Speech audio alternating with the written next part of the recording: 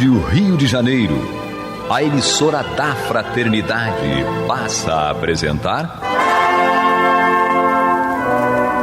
Luz na Penumbra, programa que leva ao seu coração a mensagem da doutrina espírita.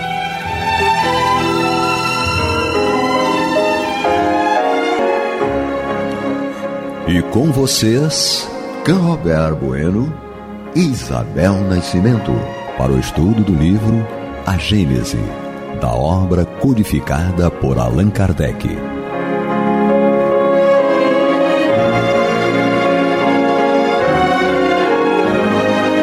Olá, ouvinte, olá, internauta. Mais uma vez, retomamos aqui o estudo A Luz na Penumbra do livro A Gênese, dando continuidade, capítulo 2º, referenciando para todos, do livro A Gênese, usando só como referência o livro que é adotado lá pelo CEL, de Centro Espírita Leon Denis, mas todas as obras do Pentateuco, por outros editores, estão absolutamente compatíveis com o estudo que vamos levar à frente aqui. Retomando, o item 14 que tínhamos feito, retoma a mesa novamente, prendemos ele aqui, mas não é escravidão não, estamos aqui com Cláudio Conte, que está nos auxiliando nesse estudo aqui desse capítulo, um capítulo desafiador, porque trata sobre Deus, e trazendo dessas explicações minha companheira de bancada aqui, Isabel Nascimento. O olá de todos vocês, aos nossos ouvintes e internautas que nos patrocinam. Então, pessoal, bom dia, boa tarde, boa noite. Mais uma semana aqui de estudo, né, do livro da Gênesis. Ainda estamos no capítulo 2, dando continuidade ao item 14. E, mais uma vez, podemos contar com a presença aqui de uma pessoa muito gabaritada para falar sobre o tema, que é o professor Cláudio Conte, que já esteve com a gente, inclusive, no programa Isso é Papo de Espírita, falando sobre inteligência artificial. Quem não teve a oportunidade de acompanhar o programa pode voltar, está no YouTube, está no Facebook, está no aplicativo da rádio. Seja muito bem-vindo, professor Cláudio Conte. Muito obrigado, Isabel, muito obrigado, Can, pela oportunidade de participar aqui desse trabalho com vocês. Então, pela oportunidade da reflexão, já que Posso dar continuidade à leitura. Isabel não? Também já deu um jabá do programa, né, do Isso é Papo de Espírito, já jogou um com o outro aqui. Fica você ouvinte, você internauta, convidado a nos acompanhar também a esse programa que vai ao ar todo sábado às 11 horas da manhã, direto ao vivo aqui dos estúdios da Rádio Rio de Janeiro, ou nas suas interações das gravações. Isabel, dando prosseguimento, tua leitura, então, para o terceiro parágrafo. Vamos lá. De repente faça até o terceiro e quarto, Canrobert. Vamos lá. Vamos dar continuidade. Assim, Deus não poderia ser ao mesmo tempo bom e mau, porque então, não possuindo nenhuma nem outras dessas qualidades no grau supremo, não seria Deus. Todas as coisas estariam sujeitas ao seu capricho, e não haveria estabilidade para nada. Portanto, ele só poderia ser infinitamente bom ou infinitamente mau. Ora, como as suas obras testemunham a sua sabedoria, a sua bondade e a sua solicitude, conclui-se, não podendo ser ao mesmo tempo bom e mau sem deixar de ser Deus. Ele deve ser infinitamente bom. A soberana bondade implica na soberana justiça, porque se Deus agisse injustamente ou com parcialidade em uma só circunstância, ou com relação a uma só das suas criaturas, não seria soberanamente justo e, consequentemente, não seria soberanamente bom. Então, professor Cláudio Conte, suas reflexões sobre esses dois parágrafos. Agora pegou, né? Se Deus não for bom comigo, né? Aí já tem aquela história. Mas eu também não quero ele ruim comigo o tempo todo, então agora enrolou. Essa questão, sempre que eu vejo essa questão de Deus infinitamente justo e bom, me lembra de um evento. Porque eu sou médium, né, carrego a mediunidade desde pequeno. Eu me lembro, o primeiro evento que eu lembro, eu tinha uns 5 anos de idade, Então a gente morava numa casa que tinha o tanque, ficava do lado de fora, né? Ficava no quintal. E aí eu brincava na terra, né? O quintal era de terra, brincava, sujava a mão. Aí eu ia no tanque lavar. Aí até que uma vez que eu fui no tanque lavar, aí eu vi um pedaço de braço, uma mão com um pedaço de braço vindo assim de cima para fechar a torneira. Aí eu saí correndo para as pernas da minha mãe, né? E aí minha mãe mandou um dos meus irmãos irem lá e fechar a torneira, que ficou aberta. Ficou aberta, claro. Desde esse dia, então, os eventos só foram acontecendo. Aí uma vez eu estava num grupo... E mesmo assim você foi... Um cientista, um cientista. Estudar ciência. Desafiador com você mesmo. Né? Pois é, né? E aí o que acontece? Uma vez eu estava conversando com um grupo de pessoas, quer dizer, um grupo não, né? Umas 2 ou 3 pessoas, e aí eu estava contando várias das minhas experiências de ver, né, espíritos dentro de casa. Às vezes eu sozinho no meu quarto apareceu um espírito, ruído. Essa história vai assim ao infinito. E aí eu, olhando para alguém, né, e tinha a filha, eu olhei para a menina, falei assim, essa menina acho que vai ser médium, hein? Ela falou, Deus não vai fazer isso com minha filha. aí depois eu fiquei pensando assim, Deus não vai fazer isso com a filha dela, mas fez comigo. Pois é. Né? Que Deus qual é o endereço do teu Deus? Porque se você acha que isso é ruim, então me dá o endereço dele para procurá-lo, né? Aí eu lembro disso, né? Como é que Deus faz com um e não faz com o outro? Só para esclarecer, a mediunidade, né, ainda mais dependendo do grau de mediunidade, ela pode ser muito difícil no início. Certamente mas ela é uma missão. É a maior bênção que tem. Assim, se eu não tivesse vindo com mediunidade, e se eu soubesse, é claro, porque eu também não ia saber, mas eu seria muito frustrado. Né? Porque assim, o que eu consegui aprender através da mediunidade com esses espíritos, com os mentores que me conduziram, foi assim uma fonte de informação inimaginável. É libertador. Pois é. Aí o que acontece? A questão de bom ou mal, ela é muito subjetiva. Então, o que eu considero que para mim foi a melhor coisa que podia ter me acontecido, para outra pessoa, se acontecesse com a filha, né, um filho da outra pessoa, era uma maldição. Aquilo seria maldição. Né? Novamente, eu não estou falando que é fácil. Não estou falando que a mediunidade seja fácil, seja um mar de rosas, especialmente dependendo até pelos do grau. Compromissos e pela forma que quem assume, assume essa doutrina de modo claro, passa a ter uma responsabilidade consigo e com todos aqueles que o circundam, de uma forma muito ampla. E os que circundam, eu estou falando encarnados e desencarnados, numa grande maioria, né? Então, por exemplo, eu sou profundamente agradecido a Deus pela mediunidade. Aí quando eu vejo essa soberana justiça ou soberana bondade, eu não tenho que perguntar se Deus é bom ou mal. Eu preciso me questionar, eu entendo ou não entendo o que Ele quer me passar? Né? Eu entendo ou não entendo a missão que me cabe? Porque em determinado ponto, em O Livro dos Espíritos, está bem claro que os espíritos são criados simples e ignorantes, e a cada um, essas são as palavras que eles utilizaram, né? Que a cada um Deus deu uma missão para chegar assim, a um entendimento completo. E então, quando eu vejo assim, um conceito de bom ou mal, aí eu tenho que perguntar, eu entendo a missão que me cabe ou não estou entendendo a missão que me cabe? Eu até faria uma abordagem, porque a cada um foi dada uma missão. Não necessariamente a interpretação deva ser, pelo menos do meu ponto de vista, primeira pessoa do singular, eu sempre coloco isso, ele deu uma missão diferente para o Cláudio do que deu para mim. Não, ele deu missão e cada um vai para o seu livre-arbítrio desenvolver. Né? Aí a gente chega aqui e começa assim, mas por que alguns espíritos estão mais à frente do que outros?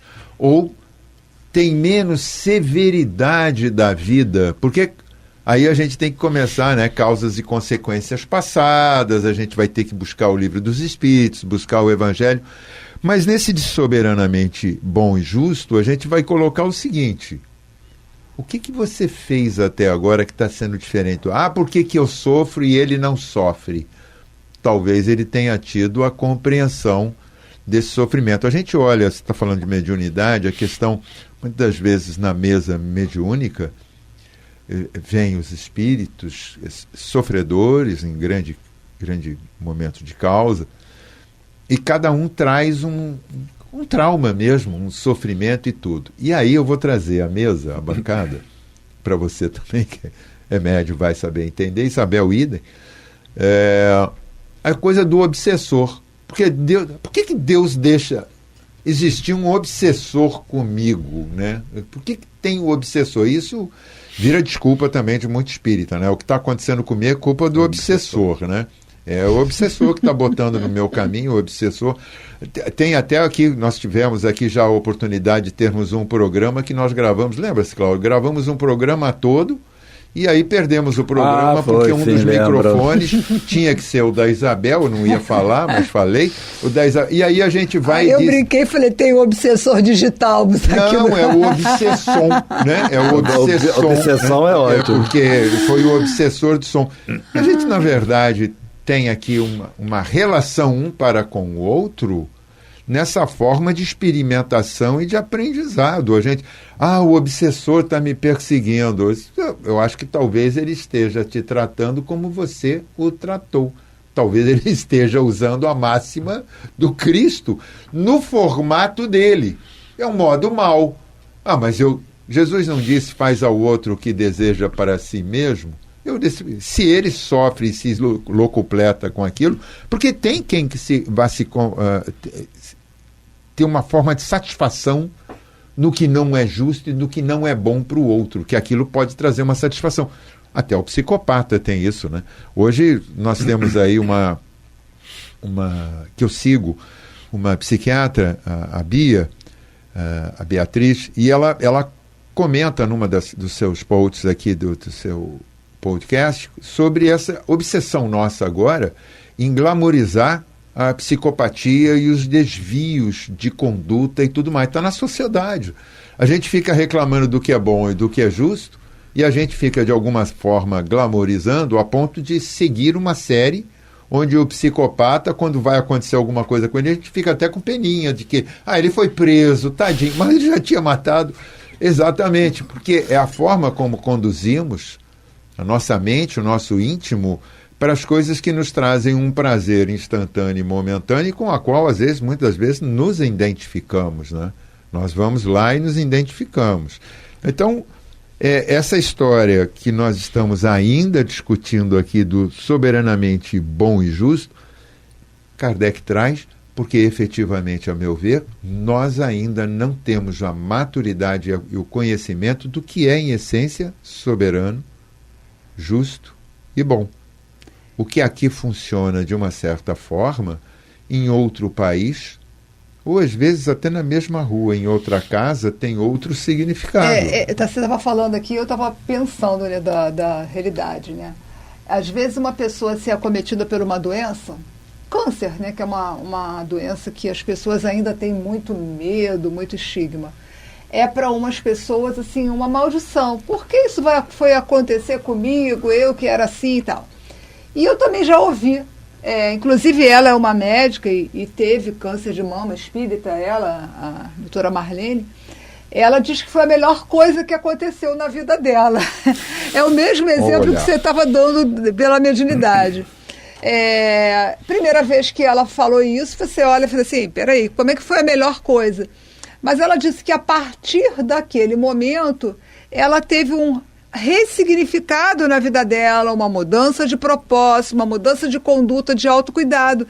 Então, assim, talvez para ela, não sei se a palavra adequada seria pedagógico, a pedagogia, né, desse Deus fez com que ela passasse por aquele desafio para que ela pudesse desenvolver outros potenciais, né? Então tudo é muito pela maneira. Para aquela senhora que você deu o exemplo, Deus me livre da minha filha ter essa maldição, e você fala para mim, foi uma coisa que me ajudou muito, né? Uma bênção para Uma bênção. Então... Pois assim, quando nós vemos relatos, por exemplo, como dessa médica, a gente precisa aprender a ver o seguinte: olha, ela precisa aprender. Eu vou pegar para mim agora. Será que eu posso aprender sem passar pela dificuldade? Essa é uma... Então, a partir do momento que nós começarmos a aprender sem passar pela dificuldade, aí não tem necessidade da dificuldade. Certo? E avaliar o que é dificuldade. Né? Porque, por exemplo, se você tiver, comparando aí com o atleta, o treinamento, ele não tem dificuldade, ele supera ele está sendo tratado, está sendo preparado, está se exercitando para superar tempos, distâncias, situações, tudo mais. É uma questão de pegada íntima, né? É uma questão... Se a doutrina traz esse conhecimento para nós, e aí eu até te provoco, porque a Isabel fez a leitura do último parágrafo do item 14. Nós temos o 15 logo entrando na sequência, que fica aqui desafiando para você, que Deus é infinitamente perfeito, né? Que vem nessa sequência. Posso lançar isso aqui para você numa leitura rápida aqui? Pode. Nós estamos com 15, vamos conseguir colocar 2 itens aqui. A Isabel aqui reclamou. É porque para Canrobert esse assunto é muito simples, sabe? Mas eu, que sou um ser ainda muito simples, mais difícil, mais... Eu estou a capítulos a itens aqui buscando, tirando o Cláudio lá de Teresópolis para cá, porque é simples para mim. Você imagina, né? Não, a gente está tirando porque a gente quer o convívio da presença dele. Se fosse difícil, ele estava internado aqui na Rádio Rio de Janeiro, né? Não, mas antes de você passar para o item 15, me veio isso à cabeça e eu queria dividir aqui com as pessoas que estão no estudo com a gente, né? Tudo é realmente a gente ter essa percepção de que Deus é infinitamente perfeito, né? Eu acho que é um caso que é bem conhecido, acho que o próprio Divaldo contava isso nas histórias dele, de uma mãe que foi procurar o Chico porque ela tinha um filho que eu acho que já tinha nascido com uma certa deficiência. Não me perdoem os detalhes, mas acho que ele já não tinha braços, ou ele não andava. E acho que ele, em determinado momento, ia precisar amputar os braços, alguma coisa assim. Eu estava trocando braço com a perna. E aí o Chico acolhe aquela mãe e diz... minha filha, ele já veio numa sequência, acho que de 10 encarnações, onde todas elas ele acaba tirando a própria vida, suicidando. E nessa ele já estava com a intenção de chegar até o lago para se atirar lá, ele iria se afundar. E numa tentativa de fazer com que essa encarnação ele consiga levar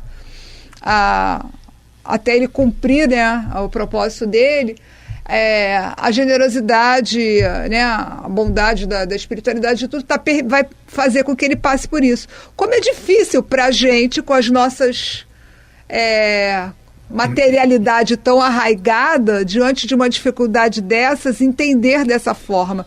Mas se a gente começa a ampliar, e assim, eu digo que começa mesmo, porque eu acho que esse estudo da Gênesis para a gente está servindo assim vai tirando aquela sujeirinha aqui para enxergar. Parece que tudo vai fazendo um sentido melhor. Avança. Eu não vou negar para vocês que enquanto a gente estava conversando sobre isso, não veio à cabeça a partida do meu marido, né, que desencarnou há 8 meses atrás. Você vê uma pessoa de 50 e poucos anos tendo uma doença demencial e vem todos aqueles questionamentos, mas à medida que você vai ampliando o teu estudo, parece que isso te dá uma serenidade, não diminui a dor da saudade, não diminui o luto de você querer estar com aquela pessoa no dia a dia, mas te traz uma percepção te traz uma percepção como um todo, né? Os títulos dos estudos como um todo nos favorecem isso.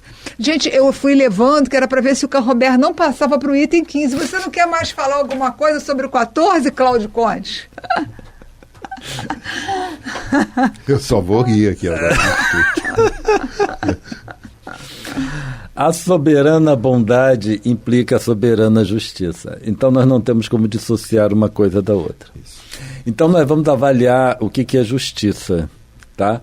Porque quando nós pensamos em Deus, se você não consegue separar uma coisa da outra, então você pode simplesmente dizer que Deus é bom. A justiça é consequência, né? Então Deus é soberanamente justo porque é uma consequência da bondade de Deus. Sem a bondade você não tem justiça. Então, e isso diminui muito, por exemplo, nosso entendimento de avaliação. Então não é uma questão de justiça. Reencarnação é uma questão de justiça. Eu acho isso muito ruim, o entendimento, porque parece que você reencarnou, está sofrendo porque Deus é justo, então ele está te impondo esse sofrimento. Então não é. A reencarnação é uma ferramenta de aprendizado. Ponto. Então, a partir do momento que isso é uma ferramenta de aprendizado, eu estou aqui para aprender. Os espíritos nos dizem que quando nós encarnamos, salvo exceções, nós estamos quites com a lei, vamos dizer assim, com a questão de processos expiatórios. Porque o processo expiatório continua na condição de desencarnado. Sim. Então, quando encarna, o indivíduo, o espírito normal, vamos dizer assim, o mediano, ele já está quites com essa questão de processos expiatórios. Então, quando nós encarnamos, nós temos mais missões do que expiação. As expiações, elas se desenvolvem, elas começam a dar surgimento a partir das nossas escolhas durante a encarnação. Então, voltando à questão do aprendizado, então, a partir do momento que eu aprendo, eu presto atenção, eu não preciso passar pelas dificuldades. Eu vou utilizando o que eu vou aprendendo. Então, eu não tenho processos expiatórios. Só daí eu já consigo mais ou menos minimizar ao máximo o meu processo expiatório. E aí eu tenho as missões. As missões foram escolhas que eu tive. Então foi escolha para a encarnação, para eu aprender na encarnação. Então se foi uma opção, então eu vou aprender porque eu percebi que aquilo é algo que eu necessito. Ponto. Agora, a questão, por exemplo, do exemplo de tirar, né, amputar as pernas, o braço, seja o que for, e muitas das enfermidades que nós passamos não é uma consequência da injustiça ou da falta de bondade de Deus, mas isso tudo são opções do espírito. Então, quando o espírito percebe, né, que a coisa está defasada, e como é que ele percebe? Porque ele tem uma natureza, como nós falamos já no outro programa, que a origem é da bondade e justiça infinita. Então, em mim, na minha estrutura espiritual, não tem nada de mal ou injusto. Quando eu, espírito, com essa estrutura, se contrapõe com um comportamento inadequado, aí vai surgir o conflito. Então, esses conflitos são internos. Então, quando o indivíduo passa por uma dificuldade, tipo, nesse caso, ter que amputar e etc., isso é decorrente do conflito dele com ele mesmo. E aí, isso tudo vai se expressar nesse plano material. Então, as enfermidades em geral, estou tirando aquelas que são naturais da degeneração da matéria, elas são decorrentes desse conflito do indivíduo espiritual, com o ser espiritual, e o comportamento que ele tem. Aí entra nesse atrito. Esse atrito inibe o bom funcionamento dessa estrutura material, porque é uma estrutura que está em conflito. E aí o espírito vai buscar uma forma de manter, de adequação. E essa forma de adequação, ela vai surgir como uma enfermidade. As curas de Jesus, ele sempre falou, foi a sua fé que te curou. Por que foi a fé que curou? Porque Jesus nunca curou ninguém. A ferramenta foi, ele potencializou, ele foi um catalisador para o processo. Então, a doutrina espírita, ela tem que ser utilizada como um catalisador para o meu processo de aprendizado, meu processo de adequação entre espírito e corpo físico. Então, quando eu consigo utilizar a doutrina espírita como esse catalisador, então eu terei uma existência com menos sofrimento, mais adequação, mais resignação, e aí a coisa se transcorre de uma forma mais natural, porque está mais em acordo com o processo evolutivo. Não sei se eu me fiz claro. Claríssimo.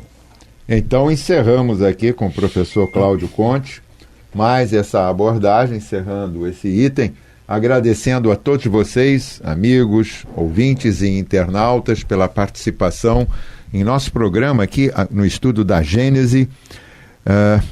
Agradecemos também a participação de Isabel Nascimento, nossa companheira de bancada aqui sempre presente. Já podemos contar para os nossos ouvintes que na semana que vem vamos dar continuidade ainda com o professor Cláudio Conte. Eu nem vou continuar falando, o pessoal vai perceber que ele está no ar, já está sabendo. Então, agradecendo a todos vocês, encerrando aqui esse capítulo de estudo de hoje, vamos deixar para vocês já o dever de casa. Próxima semana teremos o item 15 do capítulo 2 da Gênese Deus, onde trataremos que Deus é infinitamente perfeito. Agradecidos, dizemos até logo mais. Fui! Você está ouvindo o programa Luz na Penumbra.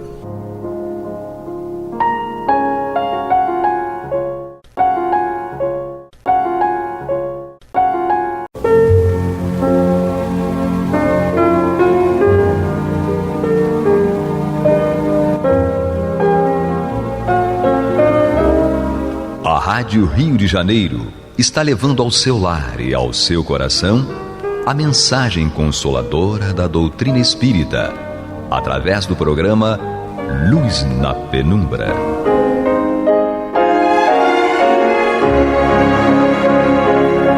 E agora com vocês, Nádia do Couto Vale, para comentar o céu e o inferno ou a justiça divina segundo o Espiritismo, da obra codificada por Allan Kardec. Amados e amadas ouvintes e internautas, que a paz de Jesus permaneça conosco hoje e sempre. Dando continuidade ao estudo desta obra, O Céu e o Inferno, ou a Justiça Divina segundo o Espiritismo, juntos já avançamos nos capítulos iniciais e estamos agora dando sequência às nossas considerações sobre o purgatório, tema do capítulo 5º desta primeira parte desta obra, no qual o nosso querido codificador Allan Kardec naturalmente analisa este tema, que é um tema surgido na área da teologia quando a Igreja o criou em 593. O Evangelho não menciona esse termo, mas o conceito nós encontramos tanto no Evangelho quanto no Espiritismo, na doutrina espírita.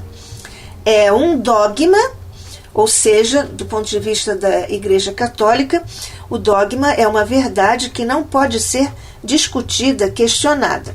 Mas o tema, o purgatório, é mais racional, ou o conceito é mais racional, é mais conforme, mais adequado à justiça de Deus que o inferno, que nós também já estudamos no capítulo anterior. Porque no purgatório as penas são menos rigorosas e podem ser resgatadas naturalmente para as faltas de gravidade mediana, porque as de gravidade profunda, ampla, são consideradas lá no inferno. Enfim, é um conceito fundado na equidade. Significa a detenção temporária, o que naturalmente é mais conforme à justiça, até mesmo a justiça humana, do que a condenação perpétua, como está posto em outras vertentes teológicas. Enfim, nós estamos aqui considerando, porque já iniciamos o estudo do purgatório, já inclusive partilhamos as reflexões sobre a resposta dos espíritos orientadores da humanidade à pergunta de número 1013 do nosso querido codificador Allan Kardec em O Livro dos Espíritos. Uma questão agora se põe, já que a detenção é temporária lá no purgatório, como é que se faz, ou como é que a alma, o espírito faz, ou deveria fazer, para sair do purgatório? Naturalmente, esta questão tem necessariamente a ver com o adiantamento e o progresso moral e espiritual do espírito. Mas na conceituação teológica católica, a saída do purgatório não se daria por adiantamento e progresso moral e espiritual do espírito, mas pelas preces que se mandavam dizer em homenagem das almas lá no purgatório sediadas. A consequência, naturalmente, se era só através das preces, a consequência foi a criação, o surgimento de um comércio de preces. Ou seja, as criaturas pagavam pelas preces e, portanto, o purgatório transformou-se em uma fonte de renda, curiosamente. É o que se conhece como o escândalo das indulgências, em que se compravam as indulgências, vale dizer, se comprava a entrada no céu. Este, naturalmente, é um abuso que redundou na conhecida reforma de Lutero, que rejeita o purgatório, porque naturalmente rejeita as preces como uma espécie de passaporte ou de sentença, ou de anulação de sentença para quem iria para o purgatório. Mas, afinal de contas, de que trata essa reforma luterana? Nós estamos, então, falando de Martim Lutero, ou de Martinho Lutero, um teólogo e reformador alemão que nasceu em Eisleben em 1483 e desencarnou em 1546, portanto, está aí entre o século XV e o século XVI. Filho de camponeses, Martinho Lutero foi mestre em filosofia pela Universidade de Erfurt em 1505. Monge agostiniano, tornou-se sacerdote, doutor em teologia e, em nome da doutrina de São Paulo e da salvação pela fé, opôs-se, então, aos pregadores que vendiam indulgências. Em 31 de outubro de 1517, Martinho Lutero afixou às portas de Wittenberg as 95 teses que marcam o início da reforma por ele trazida. Mas ele aí, em função disso, é excomungado após 3 anos de controvérsias, ou seja, em 1520. Então, queimou em Wittenberg a bula papal que o convidava a retratar-se. Ou seja, ele afixou aquelas 95 teses que marcavam o início da reforma, foi excomungado após 3 anos de controvérsias, e aí ele recebeu a bula papal, ou seja, que era um convite, digamos assim, a que ele se retratasse. Mas ele queimou esse convite, essa carta, digamos, do Papa para que ele se retratasse. Ele então foi banido do império pela Dieta de Worms. ele ficou refugiado durante 10 meses em Wartburg, e aí, em Wartburg, ele traduziu a Bíblia para o alemão. Casou-se em 1525 e fez a confissão de fé das igrejas luteranas. E isso está resumido em 2 documentos elaborados e aprovados por ele, Lutero, e Melanchthon, um filósofo racionalista. São os documentos A Confissão de Augsburg, em 1530, e Artigos de Esmalauda, em 1537.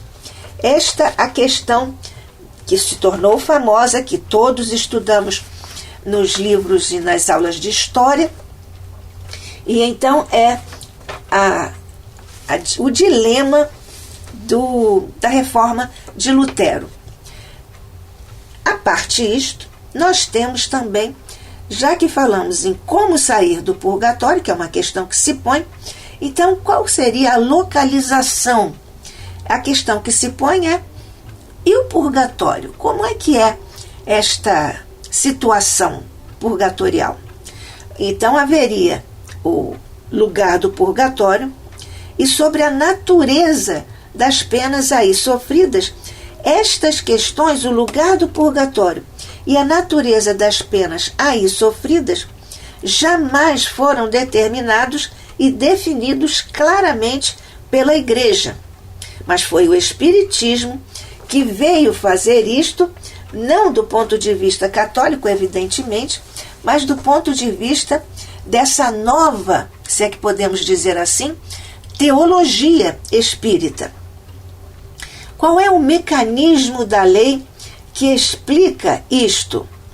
Naturalmente, explica a causa das misérias terrenas, em função das coisas que nos levariam ao purgatório. Isso decorre ou é consequência das imperfeições da alma. E também aqui se faz, ou pelo menos através deste conceito, se faz a justiça mediante a pluralidade das existências, segundo o Espiritismo, que nos diz que a causa das misérias humanas são as imperfeições da alma e que existe a justiça mediante a pluralidade das existências, ou seja, a reencarnação. Porque então a infelicidade do homem decorre ou é consequência da própria responsabilidade ou da própria culpa, digamos assim, do homem. Ora, se o homem é imperfeito, então, na verdade, antes de vir à Terra, onde ele expia as faltas, isto é uma consequência. São coisas diretamente ligadas.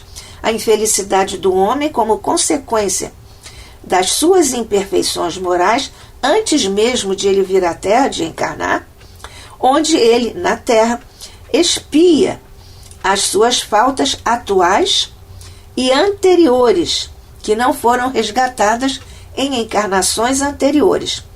Então, é aqui mesmo na Terra, segundo o Espiritismo, que o Espírito aqui repara, aqui corrige o que fez a terceiros em existência anterior, ou a si mesmo em existência anterior, ou em mais de uma, mediante, então, a vida ou a existência de provações ou encarnação, ou encarnações, também pode ser mais de uma, aqui na Terra, de provações e até mesmo, às vezes, de expiações. Como encarar, então, as vicissitudes da vida, que são naturais, todos nós as temos? É que são as vicissitudes um mecanismo da lei de Deus, como uma correção temporária. São as vicissitudes uma advertência quanto às imperfeições que o espírito deve superar, deve corrigir para evitar males e progredir para o bem. Então, as vicissitudes são lições da experiência. Às vezes, então, rudes experiências, rudes lições, não obstante, eficazes lições.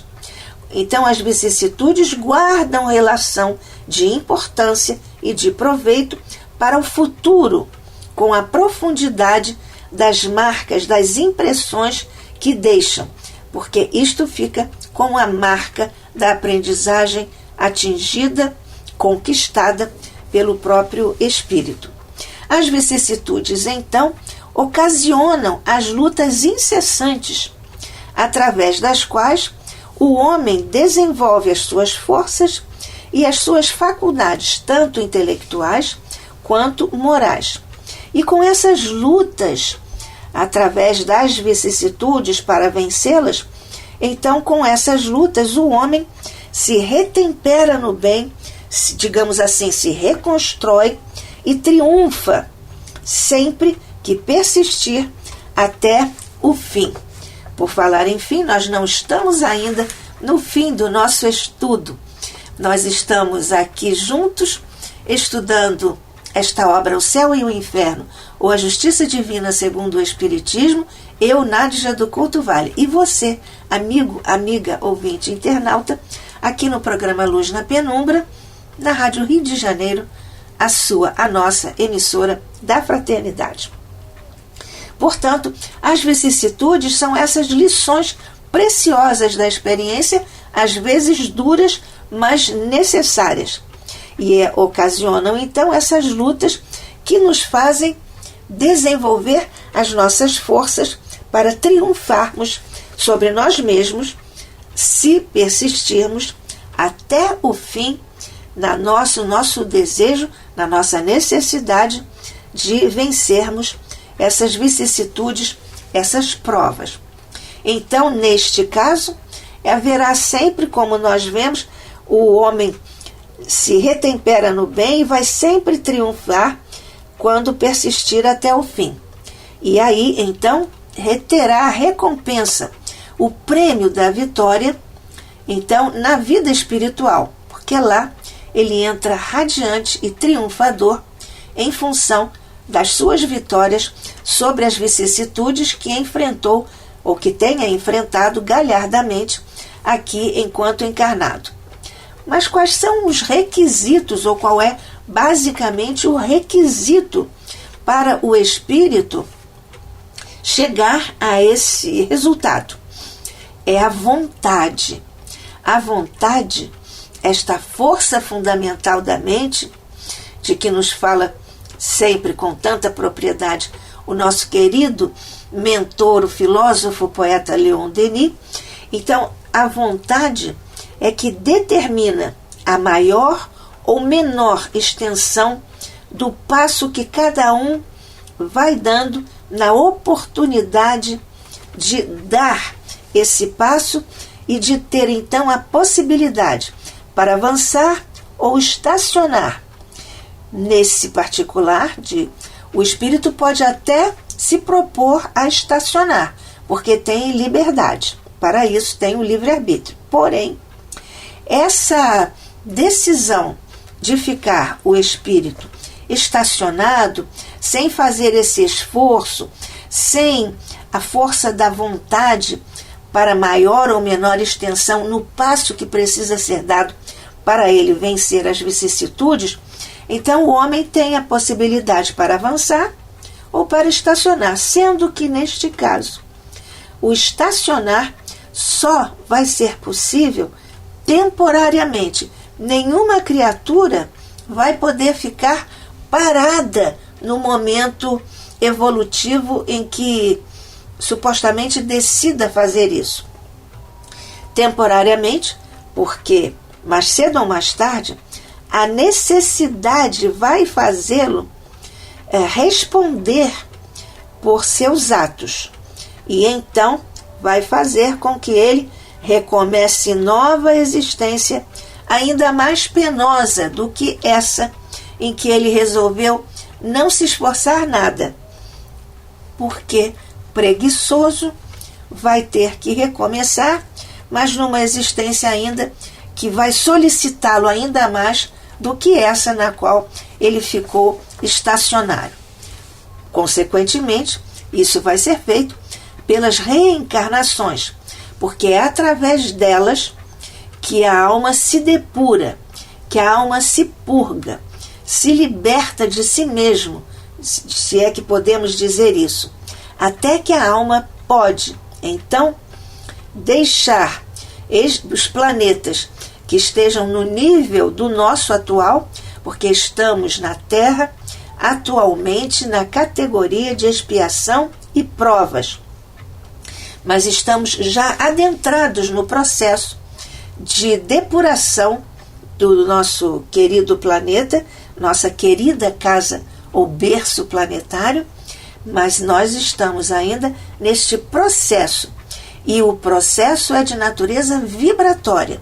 Nós estamos caminhando ou transitando da vibração, das energias de vibração e provas desses sofrimentos que nós todos observamos e conhecemos, para outro patamar vibratório que o próprio planeta terá a partir dessa transição vibratória. Portanto, até poder deixar os planetas de expiação, como é a Terra, para uma vibração de orbe regenerado, como está posto lá no capítulo 3º de O Evangelho segundo o Espiritismo, nesta hierarquia dos mundos, segundo nos ensina o nosso amado Santo Agostinho. Então, a duração ou a permanência do espírito nesses planetas, como a Terra, que é um planeta de expiação e provas, ou seja, a duração ou a nossa duração ou a nossa permanência nesses planetas de expiação e provas, como é a Terra, isso vai depender de cada um de nós, segundo o grau de adiantamento e de pureza que tenhamos construído a partir do nosso próprio esforço, com a nossa vontade, isso conseguido com esse elan, essa força, conseguindo então com o nosso próprio esforço. Aliás, foi o que Jesus nos ensinou lá nos recuados tempos de seu Evangelho de Luz, a cada um segundo as suas obras. E segundo as nossas próprias obras, porque isso espelha a justiça de Deus, nós transitaremos mais cedo ou mais tarde de um planeta de expiação e provas, como é a Terra, para um planeta chamado de regeneração, um planeta regenerador. Isto vai se dar dependendo do nosso empenho, do nosso esforço sobre nós mesmos. Mas então, já que estamos falando de sofrimento, quem vai para o céu, já vimos em outros capítulos quem vai para o céu, quem vai para o inferno, quem vai para o purgatório. Então, qual é, segundo o Espiritismo, a razão do sofrimento? Está nesta própria vida, porque o espírito não se tenha purificado suficientemente na encarnação, na existência anterior. E na vida seguinte, se não tiver corrigido as imperfeições, os erros anteriores, o que vai acontecer? Ele vai voltar para continuar a sua trajetória de autoconstrução. Isto é lógico, isto é equitativo, isto está de acordo com a caridade e a lei de Deus. E, portanto, o sofrimento, a grande conclusão a que nós chegamos, é que o sofrimento é inerente à imperfeição do espírito. Ou seja, se há uma enfermidade em nosso corpo físico, quanto mais tempo nós demorarmos para tratá-la, mais tempo persistirá a enfermidade. Isto é tão lógico e é tão palpável para nós aqui encarnados, mas do ponto de vista de algumas outras situações ou características de nosso ser profundo, como o orgulho, o egoísmo, a vaidade, que são enfermidades da alma, nós também precisamos tratar disso, porque são imperfeições morais que nos levam inevitavelmente a essas outras situações que se chamam inferno e purgatório, mas que nós sabemos efetivamente não são lugares físicos concretos, são situações vibratórias que cada espírito experimenta e leva dentro de si. Portanto, nós levamos quando desencarnarmos, ou quando estamos aqui ainda encarnados, nós temos o inferno dentro de nós, que são as nossas enfermidades, os nossos defeitos morais. Ou então, nós já estamos na paz. Então, nós vivemos o céu dentro de nós, ainda aqui encarnados, e então levamos o céu quando desencarnamos. O sofrimento, portanto, começa na vida espiritual e depois continua na vida corporal, como um meio de reparação das nossas dificuldades morais. Então, nessa vida corporal, na existência corporal, então, o espírito vai encontrar pela reencarnação as suas vítimas do passado, que se tornaram vítimas por ofensas, por maledicência, por traição, etc, etc. Portanto, nós precisamos meditar ou refletir que esse quadro em que nós encontramos as nossas vítimas do passado, isso não é um duplo castigo, é um complemento, é um desdobramento do trabalho a ser feito, e o espírito então deve aproveitar isso pelo princípio da meritocracia. E nós vamos continuar a falar sobre isso em nosso próximo encontro, aqui pela Rádio Rio de Janeiro, a emissora da Fraternidade, no programa Luz na Penumbra. Eu, Nádija do Couto Vale, desejo a você e a todos os nossos irmãos em humanidade, em ambos os planos de existência, a paz e a luz de Deus, de nosso Senhor Jesus Cristo e de Maria, a nossa Mãe de todos. Que assim seja.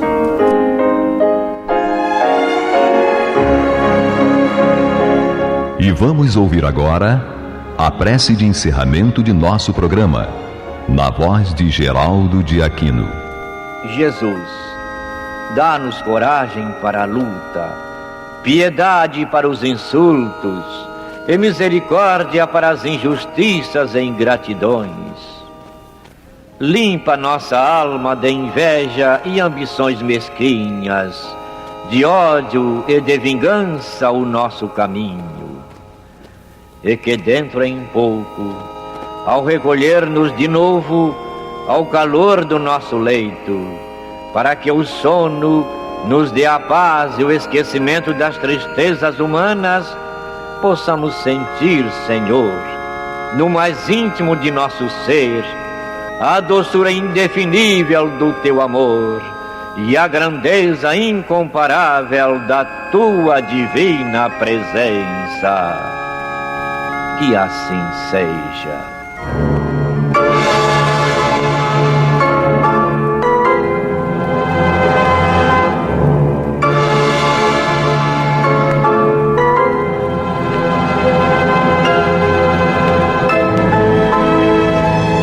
Acabamos de apresentar o programa Luz na Penumbra.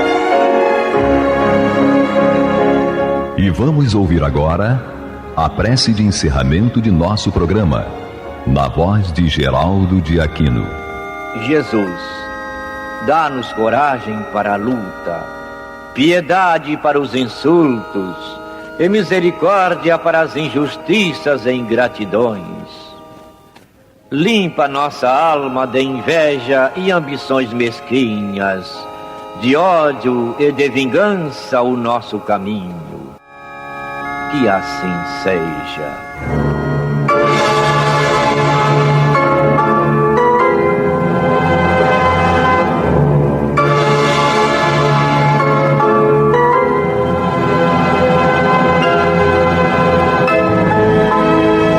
Acabamos de apresentar o programa Luz na Penumbra.